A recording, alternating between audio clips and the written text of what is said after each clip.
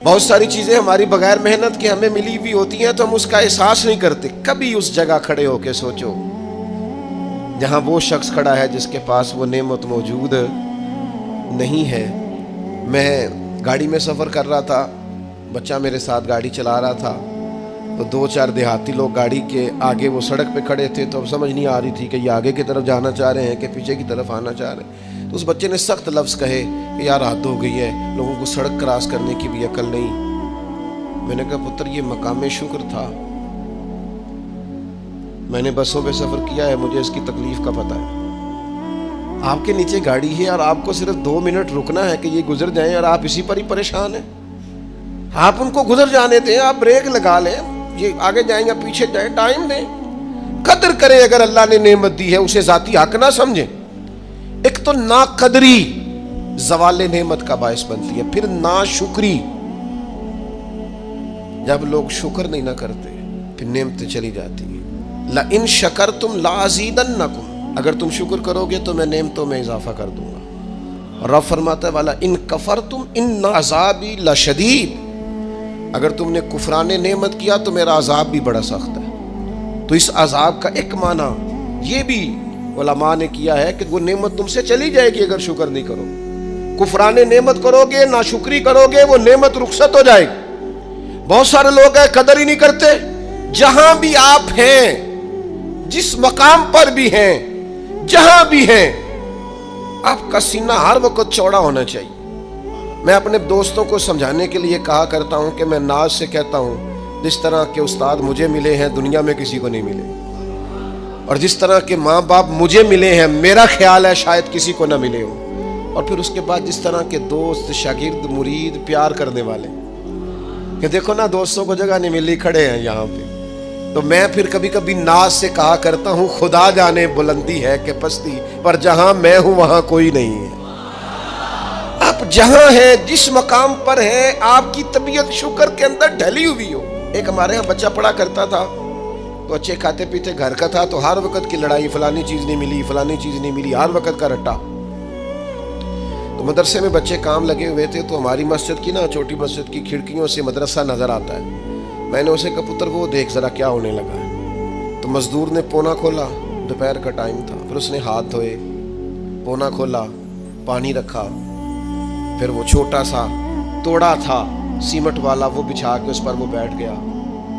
پھر اس نے جب وہ کھولا نا پونا، تو اس میں سے جو روٹی تھی وہ کافی ساری، اچار وغیرہ، سالن، وہ کچھ پونے کو بھی لگ گیا تھا.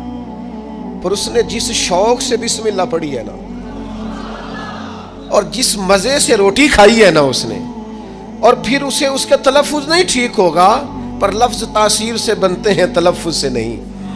ہو سکتا ہے اسے سیکھنے کی ضرورت ہو، لیکن اس نے جب وہ کھا کے ہاتھ اٹھائے نا، اور کپڑے سارے مزدوری سے بھرے ہوئے، اور جس ذوق سے اس نے آسمان کی طرف دیکھا، میں نے کہا پتر اس کو رزق کھانا کہتے ہیں اور اس کو شکر کرنا کہتے ہیں. یہ لائن لگی ہوئی ہے کھانے پینے والی چیزوں کی، اور میں نہیں کھانی، تو میں نہیں کھانی، تو یہ میری پسند کی نہیں ہے، تو یہ میرے ابا جی کہا کرتے تھے بھوک لگی ہوئے تے ہر شے دا سواد ہے، تے نہ لگی ہوئے تے بڑے نخرے نے. نہ قدری اور نہ شکری یہ زوال نعمت کا باعث بنتی. کبھی نہ شکری نہ کریں. جو چیز ہے اس پر خدا کا ڈھیروں ڈھیر شکر ادا کریں، اور ہر حال میں شکر ادا کریں. کہیں مالک نے جو مجھے دیا ہے کرم ہی ہو گیا ہے، جو اللہ نے مجھے عطا کی ہے اس پر اس کی رحمت ہو گئی، فضل ہو گیا ہے. حضور علیہ السلام نے فرمایا 70,000 لوگ ہوں گے جنہیں رب حساب کے بغیر جنت عطا کر دے گا. فرشتے بھی حیران ہو کے پوچھیں گے تم کون ہو، کوئی حساب کتاب ہی نہیں ہوا.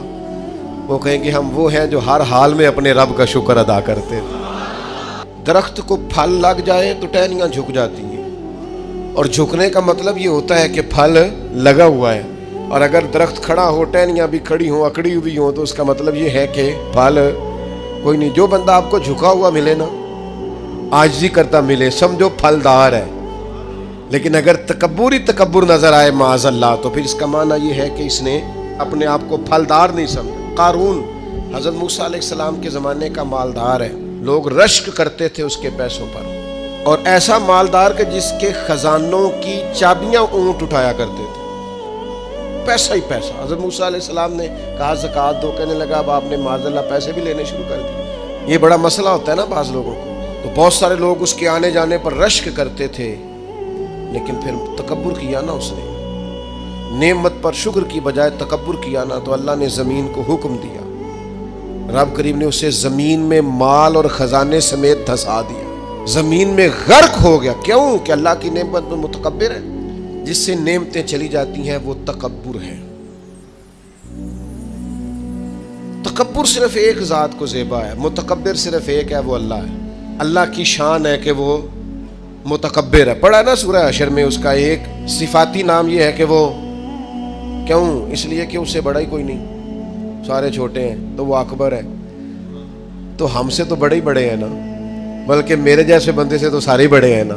اب کرنا کیا ہے؟ عاجزی. نعمتیں ملے تو بندے میں عاجزی آئے. وہ یہ نہ کہتا پھر شکر ہے جی اللہ کا بڑا فضل ہے جی 300 بندے کو رمضان میں راشن بانٹتا ہوں، شکر ہے اللہ کا جی غریبوں کی مدد کرتا ہوں، میں نے جی ساری زندگی بہن بھائیوں کا بڑا. یہ شکر نہیں کر رہے آپ، یہ آپ بڑھوتری بیان کر رہے ہیں، تکبر نہیں. ڈھیر سارے لوگ ہیں جن کے پاس پیسہ آیا رویہ بدل گیا، اقتدار آیا رویہ بدل گیا، 4 دن تازگی آئی رویہ بدل گیا، حالات بدل گئے. اگر آپ ناراض نہ ہوں تو جب تک دکھ تھے تسبیح بھی چل رہی تھی، جب تک تکلیف تھی سجدے بھی ہو رہے تھے. آسانی ہوئی ہے تو سب بھول گئے، یاد ہی نہیں رہا. میرے عزیزو یاد رکھنا کہ تکبر نہیں، اللہ کی نعمت پر کبھی تکبر نہیں، ہمیشہ عاجزی، جھک جانا. اور یار روب اور دبدبا تو حضرت عمر کا تھا نا. 24 لاکھ مربع میل پہ حکومت تھی، دنیا ڈرتی تھی، امن تھا. عمر ہوتی تھی دنیا میں، اور عمر باغ میں کھڑے ہو کے کہتے تھے اچھا خطاب کا بیٹا اور امیر المومنین، اچھا اب تو امیر بن گیا ہے، یاد رکھنا. خود اپنے آپ سے خطاب کر، یاد رکھنا صحیح سے چلنا ورنہ قیامت میں رب کا سامنا نہیں کر سکے گا. تو اپنے آپ سے خود احتسابی. تکبر سے نعمتیں چلی جاتی ہیں، زوال نعمت ہوتا ہے. ایک خاتون ہے بڑی نیک، تاریخ میں گزری ہیں، تو وہ کہتی ہیں کہ میں ایک جگہ بیاہی گئی، میری پہلی شادی ہوئی ایک جگہ پہ، تو دروازے پہ کوئی بھیک مانگنے والا آیا اور اس کی حالت بڑی خستہ تھی. تو میرے شوہر نے نا اسے ڈانٹ دیا.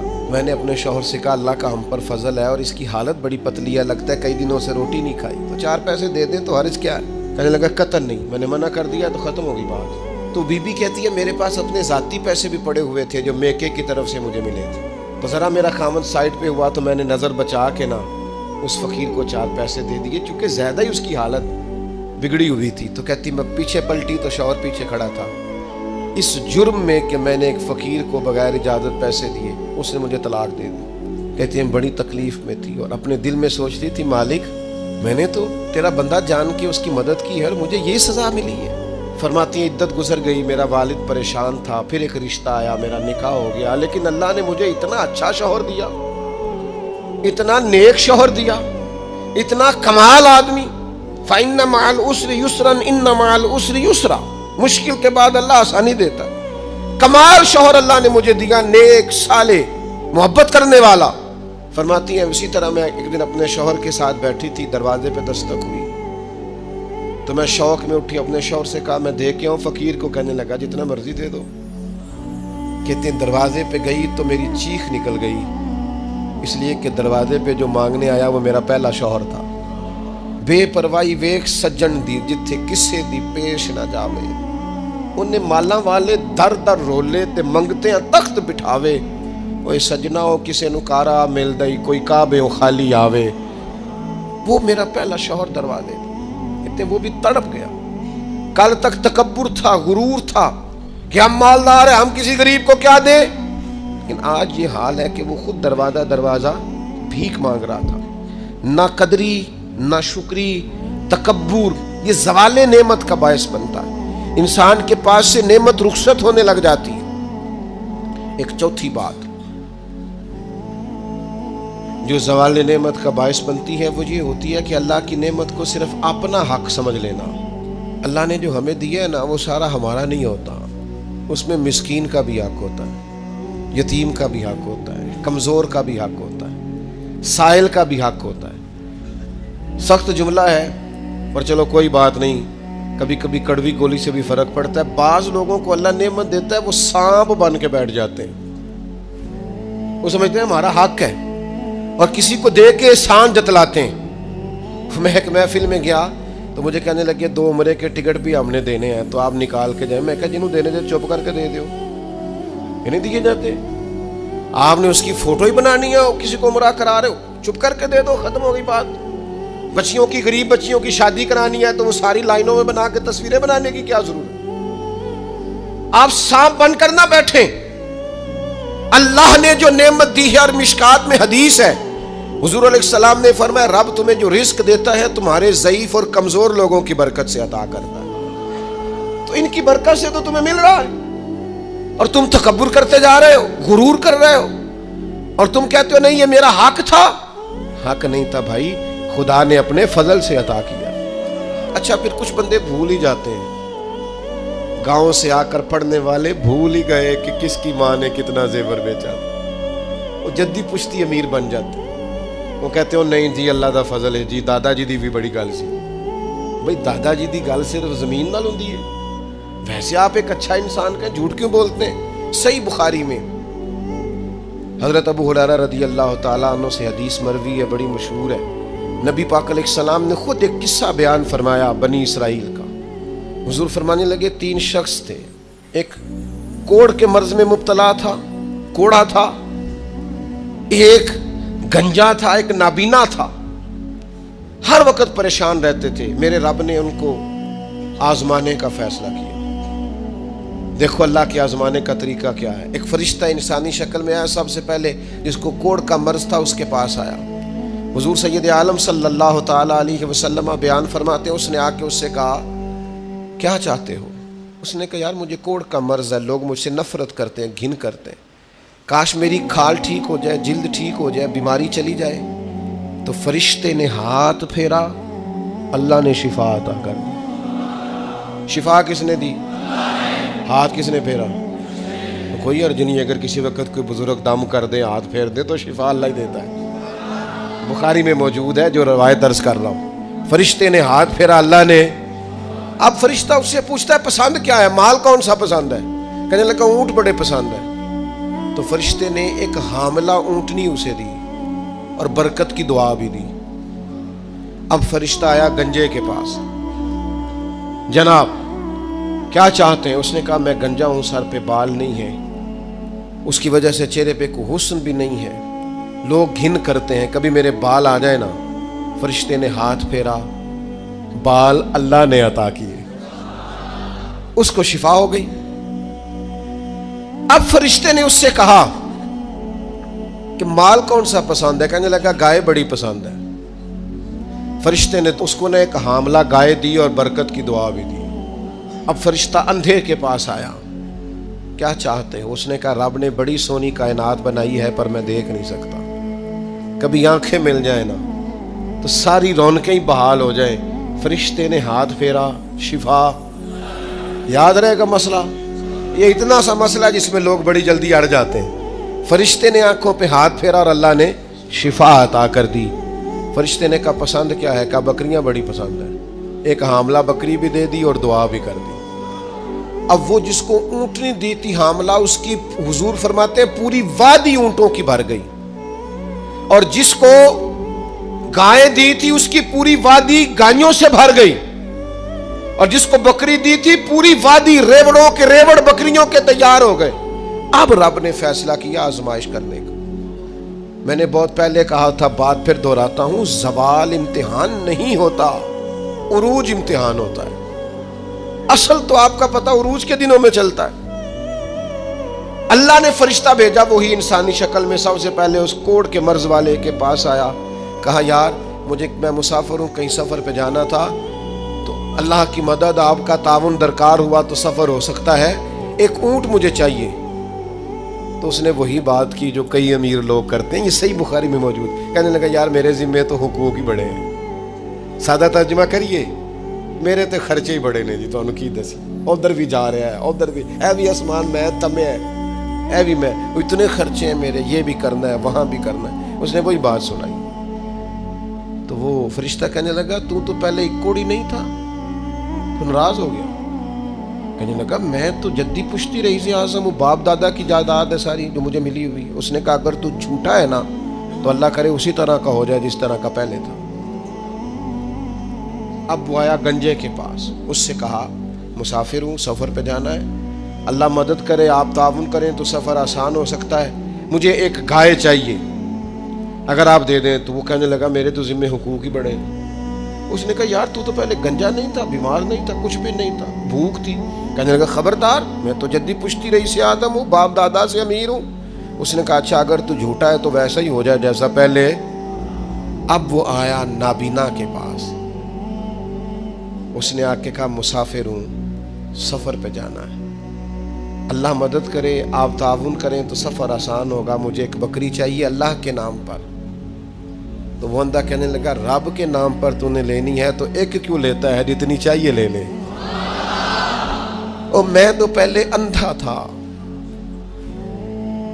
میں مسکین پرانا خادم، کسے در ملی نہ ٹوئی، تے واصف یار نے نظر جو کیتی، تے واصف شروع سے پڑھتے ہیں، سے ثبوت نہ پوچھو میں تو، بھلا نظر کرم کد ہوئی، اے میں جانا یا دل بر جانے، غیر نہ جانے کوئی، میں مسکین پرانا خادم، کسے در ملی نہ ٹوئی، تے واصف یار نے نظر جو کیتی، تے واصف ہی ہوئی۔ میں تو اندھا تھا، پلے شے ہی کوئی نہیں تھی، تو کریم نے کرم کیا، جتنی تیرا دل کرے لے جا۔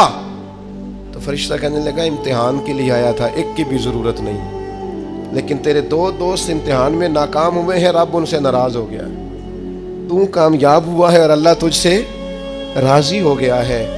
وہ دونوں جو تھے امتحان میں ناکام ہوئے تو نعمتیں چھن گئیں، صحت چھن گئی، پھر کوڑے، پھر گنجے ہو گئے۔ اس کو اللہ تبارک و تعالیٰ نے اور عطا کیا۔ زوال نعمت کب ہوتا ہے؟ جب لوگ راہ خدا میں خرچ نہیں کرتے، غریب کا، مسکین کا، لاچار کا خیال نہیں رکھتے۔ جیسے جیسے پیسے آتے جاتے ہیں ذاتی خرچے بڑھتے جاتے ہیں، ذاتی معاملات ہی بڑھتے جاتے ہیں۔ آہستہ آہستہ لوگ کہتے ہیں خود جی آپ کو پتہ ہے نا، پھر ہمارا گھر بڑا وسیع ہے تو بڑے مسئلے ہیں، تو بڑے خرچے ہیں، تو بڑی چیزیں ہیں۔ بھائیو، زوال نعمت کے معاملے میں اپنے رب کا خوف پیدا کریں، اللہ سے ڈریں ہر وقت۔ جب تک نعمتیں نہیں نہ ہوتی تو گزارا ہو جاتا ہے، اگر ملنے کے بعد چھن جائیں تو پھر تکلیف بہت زیادہ ہوتی ہے۔ تو زوال نعمت سے بچنے کے لیے تکبر سے بچیں، ناشکری سے بچیں، ناقدری سے بچیں، اور پھر صرف اپنا حق سمجھنے سے بچیں، اسے بانٹیں، عاجزی میں رہیں، شکر میں رہیں۔ آپ محسوس کریں گے کہ لَإِن شَكَرْتُمْ لَأَزِيدَنَّكُمْ، اگر شکر ادا کرو گے تو میں نعمتوں میں اضافہ کر دوں گا، نعمتیں محفوظ بھی ہو جائیں گی، ان میں اضافہ بھی ہوگا۔ ہر وقت نبی کریم شکر ادا کرتے، ہر وقت صحابہ اور اہل بیت مقام شکر پر فائز رہتے۔ یہ مقام شکر انسان کو زوال نعمت سے بچاتا ہے۔ اپنے آپ پر غور کریں، اگر کوئی بھی نعمت موجود ہے، وہ اولاد کی صورت میں ہے، وہ صحت کی صورت میں ہے، وہ بہن بھائی، ماں باپ، دوست احباب، بیوی بچوں کی صورت میں، جو بھی انعام اللہ کے موجود ہے، اس میں کبھی تکبر کا شکار نہ ہو، خود پسندی کا شکار نہ ہو، کبھی کوئی ایسا کام نہ کریں جس سے اللہ تعالیٰ کی ناراضگی کا موجب بنے۔ اللہ تبارک و تعالیٰ ہمیں عمل کی توفیق عطا کرے۔